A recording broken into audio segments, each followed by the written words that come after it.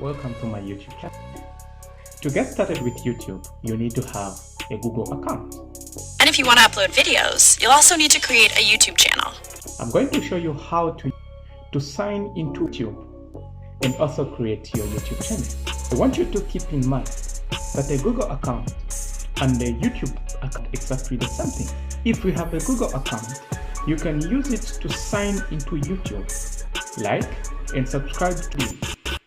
You have your favorite video recommendations from YouTube based on your YouTube activities. Your own channel helps you have your own YouTube presence. If you already have a Google account, you can use it to sign into YouTube. Just enter the email address and password that you use for other Google products. For example, if you signed up using a Gmail app into YouTube. If not, you can sign up directly from YouTube by going to youtube.com or open a YouTube app.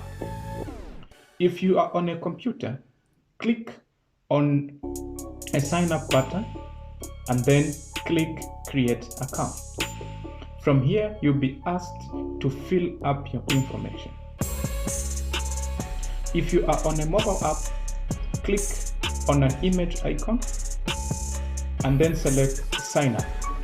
You will see a plus sign. Click on that to select create an account. To your YouTube account, there's a lot you can do.